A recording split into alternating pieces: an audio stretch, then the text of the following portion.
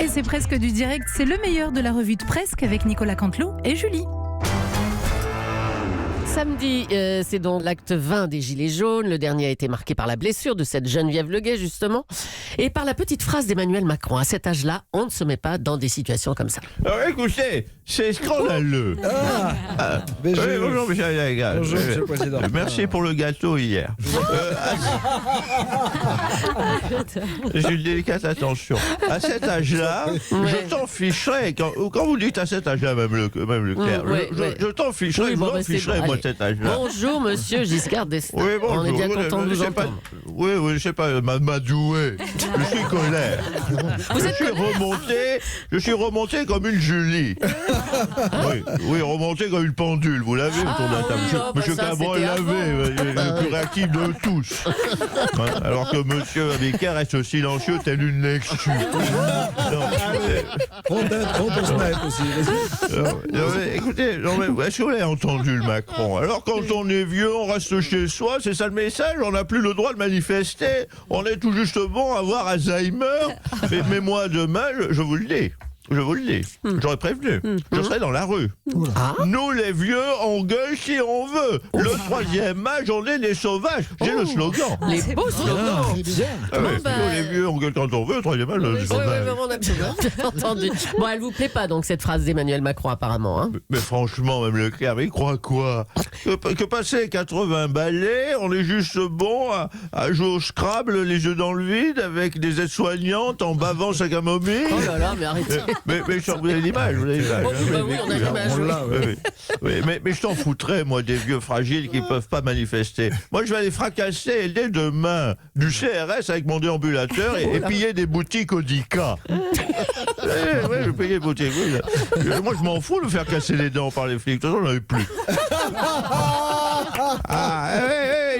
Ils sont feintés, là. Les anciens, on pille les magasins. Les vétérans, on cramera tous les champs. Ségolène Royal n'a toujours pas communiqué pour qui elle allait voter. On l'accueille tout de suite. Bonjour Ségolène Royal. Oui. Ségolène Royal, c'est de la quiche. Oh là là. Non mais écoutez, franchement, je vous en prie, monsieur Apoti. Dites donc, qu'est-ce qui lui prend? Mais on reprend. Hein. Ségolène Royal, on dit que vous faites monter les enchères. Mais oui, bah écoutez, qu'est-ce que vous me donnez pour répondre à cette question? Qu'est-ce qu'on va lui donner? Une montre Europe 1, je sais pas. Oui. Allez, écoutez, je prends la montre alors. C'est toujours ça. Attendez, oui, c'est mon téléphone, pardonnez-moi. Vous me le passez, monsieur Aliagas? Voilà, attendez. Voilà, merci. Clin d'œil au pôle. Oui, la régie, je viens d'appuyer sur le bouton pour décrocher, donc voilà, merci. Si on n'est pas synchro, ça ne peut pas marcher. L'auditeur n'est plus dans l'imaginaire, vous comprenez? Donc oui, excusez-moi, attendez un instant. Genre, je fais celle qui est au téléphone. Oui, allô? Ah, c'est Yannick Jadot. Oui, Yannick, oui. Qu'est-ce que tu me proposes? Oui. Un an de gel douche, Ushuaïa, une toilette sèche. Oui, c'est pas mal, je vais réfléchir. Mais tu sais que Macron m'a proposé un poste de commissaire européenne et un an de Thalasso au Touquet. Hein, donc tu as jusqu'à ce soir pour faire une offre plus haute. Hein, c'est ça, voilà.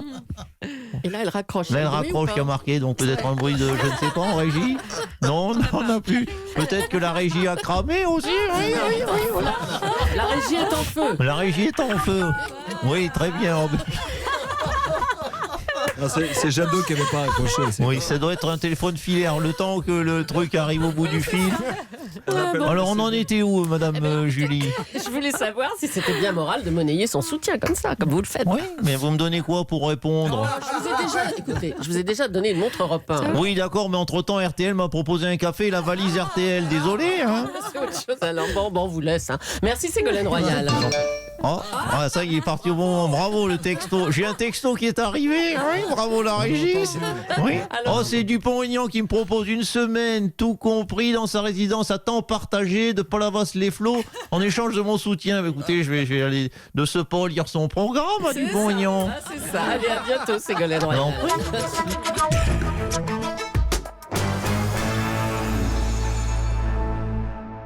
Allez, pour terminer, après l'alerte donnée par les scientifiques du monde entier, Emmanuel Macron a annoncé des mesures ambitieuses sur la biodiversité.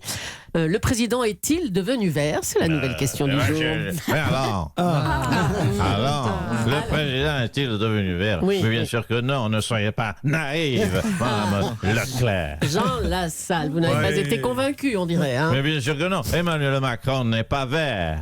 Alors, en revanche, nous allons l'être. On sera bientôt vert quand on verra qu'il n'a aucune intention réelle, affirmée, et de transformer radicalement cette société qui est en train de s'asphyxier.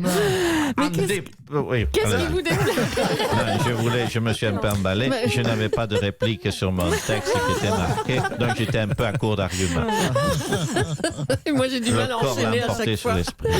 Alors, qu'est-ce qui vous déplaît dans ces mesures? Sanctuariser des terres, favoriser l'agriculture biologique, recycler du plastique, tout ça, c'est pas mal quand même. Non, ce sont des vœux pieux. Il faut annoncer des choses précises. Alors, quoi? Il faut, par exemple, comment protéger les araignées. Ça, c'est du concret.